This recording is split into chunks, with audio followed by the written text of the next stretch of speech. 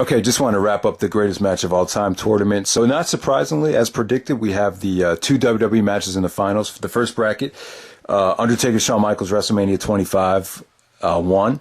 And the other bracket, Bret Hart, Steve Austin, WrestleMania 13, the submission match, won that bracket. So we have Taker Michaels versus Austin and Hart in the finals. But, before, I guess I'll touch on both matches before you guys could vote on, what you thought was the better match.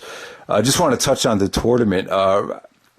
Taker Michaels beat out Rob Van Dam, Jerry Lynn, not surprisingly. But Van Dam and Lynn was kind of the surprise of the tournament for me. People voted for that over Tanahashi and Okada, which surprised me, and then it even beat out Misawa and Kawada, which really, really surprised me. So, RVD, Jerry Lynn, groundbreaking matches at the time. So I'm glad they still hold up for a lot of people. And then Bret Hart and Steve Austin beat out Bret Hart and Austin beat out Bryan, Danielson, and KENTA from Glory of Honor 5 Night 2. So there we go. So just some really quick thoughts about both of these matches. Let's start with Austin and Bret because that's the match that happened first. And my pick is going to be Austin and Bret Hart from WrestleMania 13. And back in 1997, I was a pretty big. I watched the product. I watched Raw, not religiously, but I did tune in a lot in early 97. It was a pretty interesting time. But for WrestleMania 13, I don't remember ordering it. I think I actually was at the movies that day because I remember, hearing about Undertaker winning the title from Sid. That's really all I remember from 97. But, years later, 2001, I ended up watching the WrestleMania 13 on VHS. And me and my brother used to have debates about what was the better match, Bret and Austin or Austin and Michaels from WrestleMania 14. I mean, if you look back, there was really no comparison. I mean, Austin and Bret was definitely, let's face it, Michaels was injured at WrestleMania 14. That prevented the match from reaching its potential. But I think the cool thing about WrestleMania 13, and there's a lot of reasons why I would pick it ahead of it. The most important reason was it was such a groundbreaking match in regards to the transition that WWE was going through. I mean, it really launched Austin. It really propelled him to that next level. There was all these different stages that Austin was having, the King of the Ring, the stunner on McMahon, and probably the biggest one was the match with Bret, which made him turn babyface. So it was huge for the company. It really set the company in the right direction. So it's not just a match. It's really important in a lot of different aspects. And then on top of that, it's just, what I really admire about the match is, of WrestleMania 13, there really wasn't a set main event.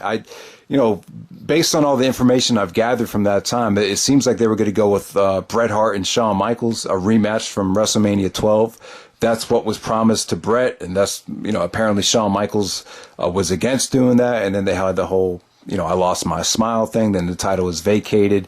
Then Bret won the title. It looked like Bret was going to go in the main event WrestleMania. Then they took the title away from him. They decided to go with Undertaker and Sid. Austin actually won the Rumble. So I'm sure he was pissed off because I assume he thought he was going to main event WrestleMania. So I think I wouldn't say Austin was as pissed as Bret heading into WrestleMania because Austin, he goes from facing Savio Vega and then he goes to face Bret Hart the very next year, arguably the biggest star in the company at that time. So I don't think Austin was angry at all about facing Bret in the submission match. I know he was kind of hesitant about the submission stipulation because Austin's not really a submission wrestler. But I think he was, if anything, I think Austin was excited. So for me to say both guys were pissed that they weren't in the main event, I don't think that would be accurate. But I think Bret was pissed. I mean, if you just look at Bret's facial expressions before the match and everything, it's obvious that he wanted his, WrestleMania rematch against Shawn Michaels for the title. It's just there was just so much realism to that Bret Hart heel turn. It just seemed so natural.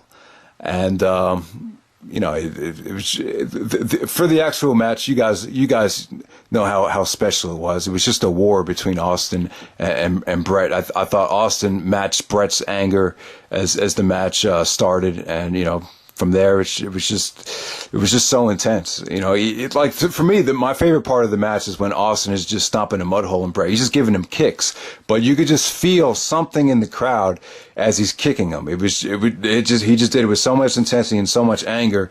And I remember Jim Ross just losing and saying, "God damn it, Austin's a stud." So, yeah, and then with Austin bleeding during the sharpshooter, it was just icing on the cake. So, yeah, I got to go with Austin and Bret. My problem with Taker and Michaels is it's an amazing match. Don't get me wrong. I remember when I was watching the match, I had a really bad headache.